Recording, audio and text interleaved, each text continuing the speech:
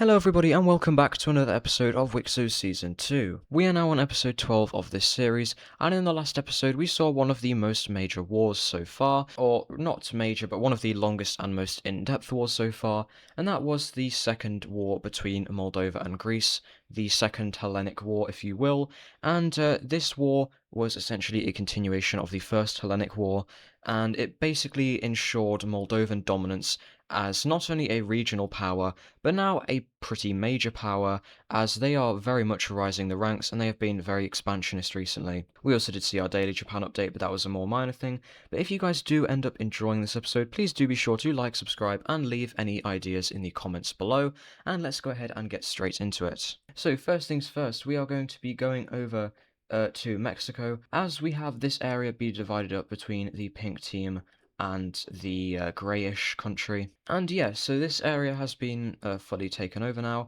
and the people here are already in this religion, so I'm sure they wouldn't mind too much.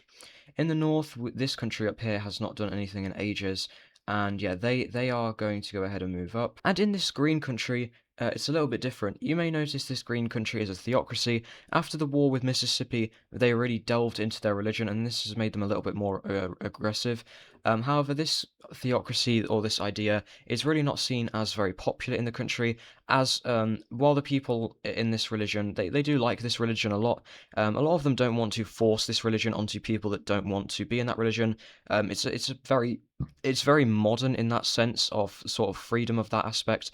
And because of this, eventually we see the theocratic government for the goodwill of the people. These guys, like, it's very rare to see this, but these guys are leaders that actually care about their people. We have them converting the theocracy into a democracy, or more specifically, a republic. And yes, so a little bit of a change there. This just further goes to show the aspect of peace in this southern area. Speaking of kind of peace, we have more and more tribes go ahead and peacefully join up with the Venezuelan sort of union country, and this expands them further over here along the coast. We also have more exploration of the Caribbean due to trade and that sort of stuff, and eventually it leads to this. We do have Mississippi continue to expand a little bit, but once again, there are no natives here, so it's very easy to do so. And in the north, we have the red team up here continue to expand, and they also explore more around this northern area, finding more of the Great Lakes and surrounding regions. They then begin to expand inland, and at this point they are getting quite large, so they might have to watch that stability.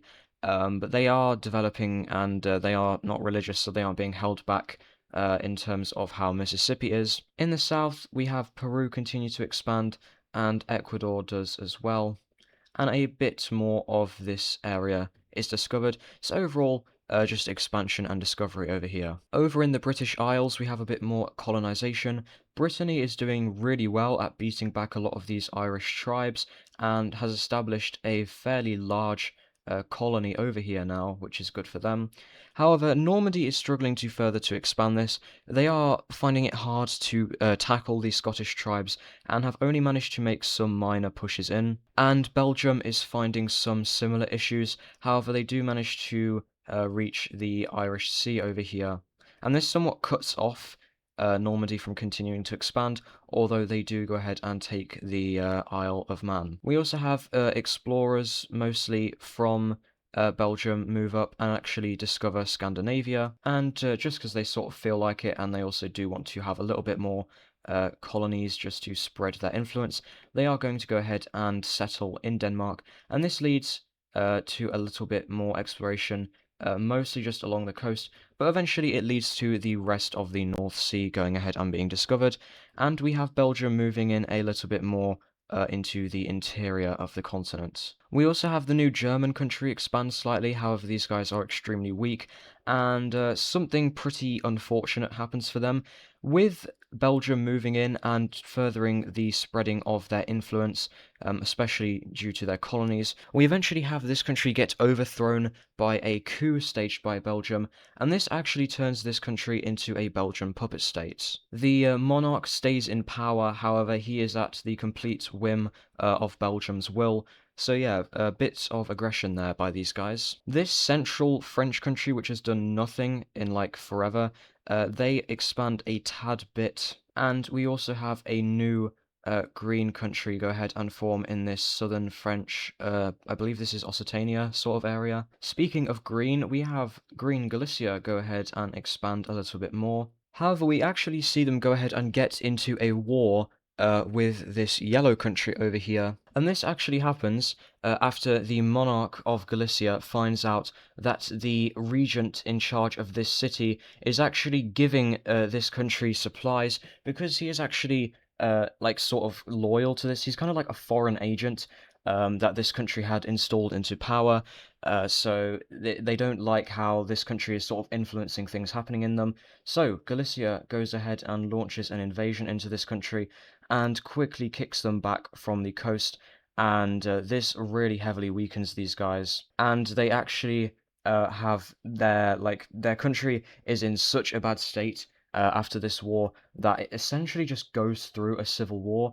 We have a completely new faction who, well, they're not happy of how this country is being run, actually go ahead and break away, and this just completely overthrows the country. And this is going to install a new sort of dictator into power here. We have Spain, who has kind of been chilling out for a while, expand further into the continent, and they meet up with the Madrid country, and they're like, yeah, we kind of want your land. So they are going to be conquering this country. Their ambitions, essentially, the thing fueling this, they want to conquer Iberia. They believe they have the right to do this. They believe that they are the better people. They see the native Spaniards as lesser than them, which is a little bit concerning. But they do manage to conquer this country, and yeah, goodbye. We also finally have them expanding their African holdings after a very long time of just having a kind of fort over here near Gibraltar. But this is sort of due to the fact that this new Carthaginian country has appeared, as these guys, when they were part of Greece, they obviously were not able to trade with Spain because Greece did not like Spain, so they obviously wouldn't be willing to trade with each other. However, with Carthage here, that is not an issue anymore, so they set up this African holding to further establish trade relations, and these guys actually begin getting along pretty well together. They kind of view themselves as the same kind of regional peoples in the Western Mediterranean who have been kind of under Greek rule and not wanting to be in that situation. So we could see a little bit of a friendship come from over here, but we'll have to see if that happens later on. Up in the north, Hungary, who has just established itself, they're not running their country particularly well. And many of the groups that fought with each other during the war, they were willing to do so because they had a common enemy, but they have a lot of different ambitions, and this is causing a lot of clashing in the leadership of this country, and eventually it just leads to a breakaway state.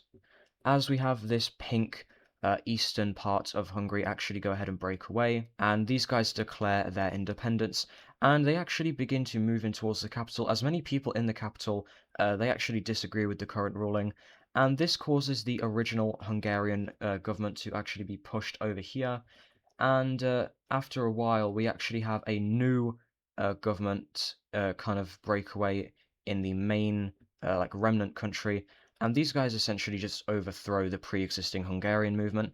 And yeah, Hungary is kind of gone now. I'm gonna keep these guys as having that same color just because yeah, it kind of looks nice, and they are sort of a continuation of that country. Over here, we have Azerbaijan continue to expand. These guys, they have really been on the move over the last few episodes, and they are starting to form themselves up a pretty nice empire, and they even begin to move in further, conquering parts of Iran. And this little country is feeling very scared right now. In the south, we have the puppet state expand their borders, now going towards this country over here. In the south, we have the kind of UAE country expand around, and they actually meet up with the light blue Oman country. We have red Yemen conquer Socotra and set up a colony on the coast of the Horn of Africa, much to the dismay of the native African peoples. And in Australia, we have the pink country finish the conquering of this area, and these guys are continuing to do pretty well, and they have set themselves up rather nicely. We also have these guys conquer the rest of Tasmania,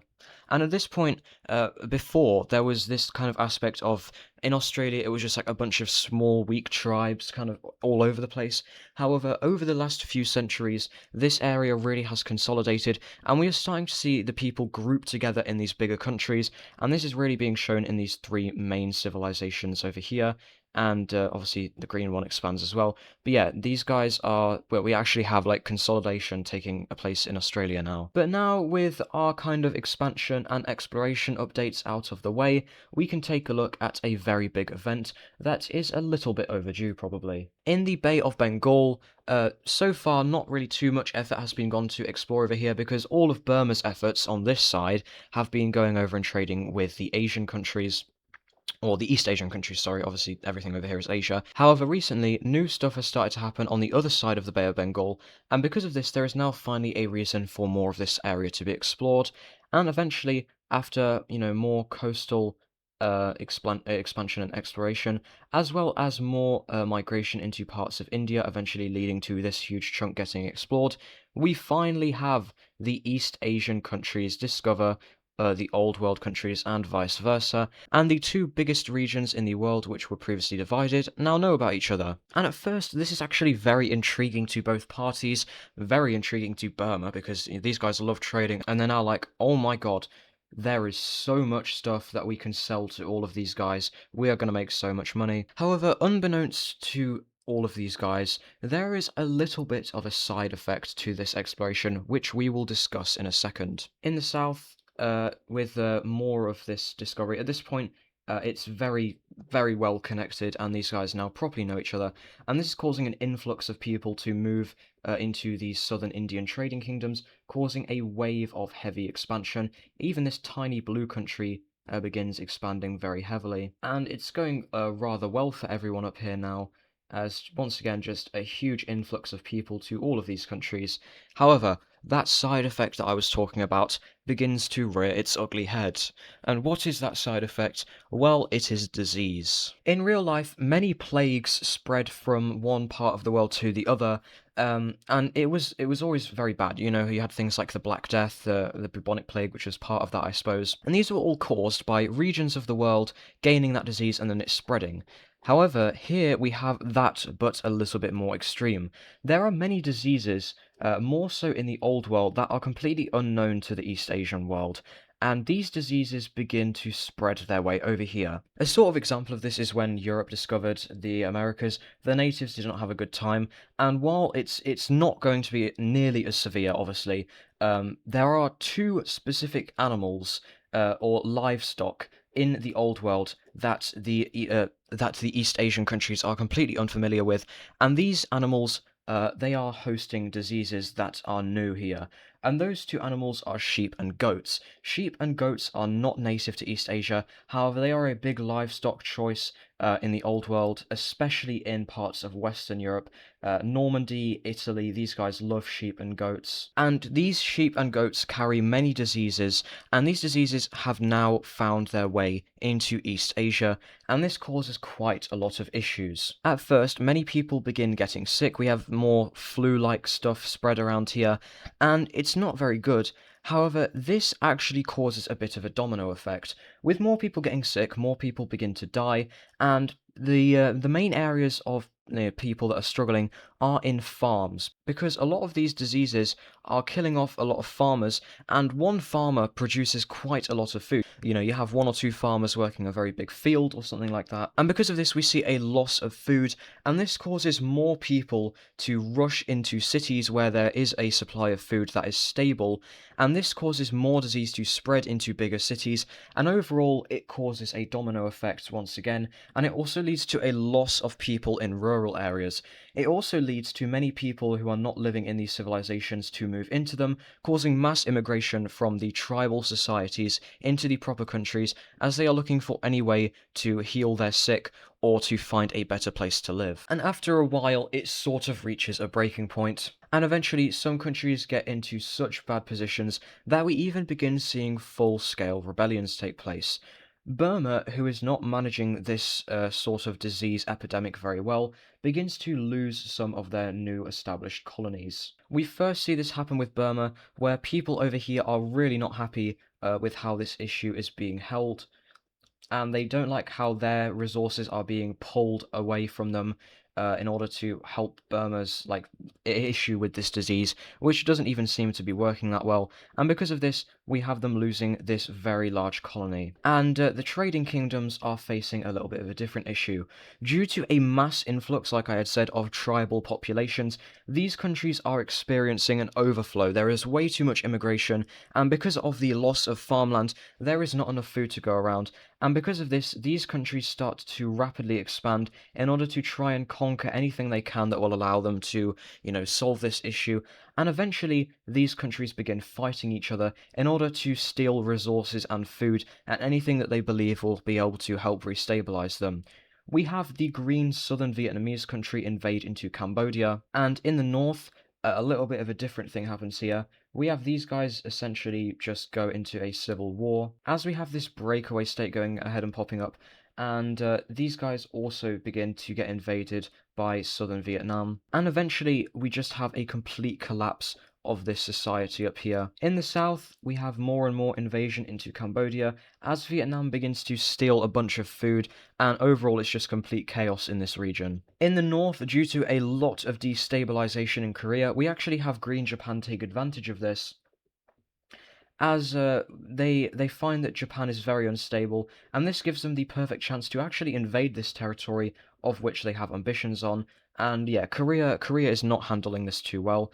We see them venting a bunch of land in the north, as it essentially just gets lost or overrun by nearby tribes who are looking to help their sick. And probably worst of all, in China, it essentially causes instability that I have been referencing over the last few episodes to come to a head.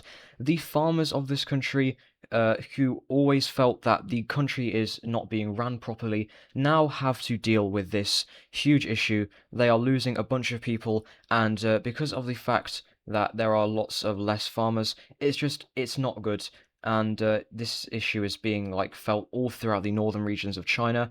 Stuff is being pulled down to the capital regions, and overall these people feel like their country is not helping them, and this has been felt for the last century or so. China has had some really incompetent leadership, or Shanghai, sorry, that's the name of this specific part of China. But yeah, at this point, the issues in Shanghai are finally going to come to a head. And this leads to this huge rebellion in northern Shanghai. And yeah, these guys, these are essentially farmers and people in the north who feel neglected. They feel that Shanghai is being mismanaged, and they want new leadership. These guys are known as the Green Sleeves, and this will be known as the Green Sleeve Rebellion. And yeah, this is an extremely bad situation for Shanghai, because not only are they having to deal with a lot of disease in the south, the people who have been mistreated and who are not in favor of the corruption in China are, yeah, they're taking their shot at this rebellion. In the south, we have this Vietnamese country just die, so yeah, rip, this new rebellion takes it over, and they actually kick South Vietnam out, who has just overrun the capital of Cambodia, and this city gets completely ransacked. Everything gets stolen, slaves get taken, it's just a completely awful situation to be in. And yeah, eventually, this country, losing its capital and now continuing to get invaded,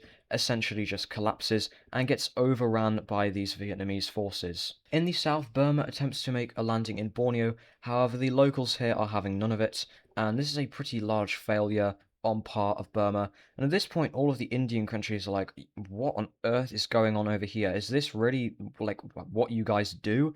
Maybe we shouldn't have discovered you. In the north, Shanghai finally gets its stuff together and actually begins to push back against the Greensleeves. However, in the south, we have more and more Greensleeve rebellions take place. This area is also extremely rural. Essentially, the place where there are no cities, that's where you can probably find a lot of Greensleeve supporters. In Japan, central Japan deals with this so badly that they just their civilization just breaks down, the government just stops working, the monarch building just gets burned down, and essentially what we have happening is these other countries kind of just moving in to take this land that they believe is just free for the taking, and Green Japan is actually really benefiting from this plague outbreak, so good for you, I guess. And eventually, this portion of Japan just gets divvied up. In the south, Taiwan loses control of the northern Philippines, who, after finally gaining their independence after being under this control for a while, almost immediately go through a civil war.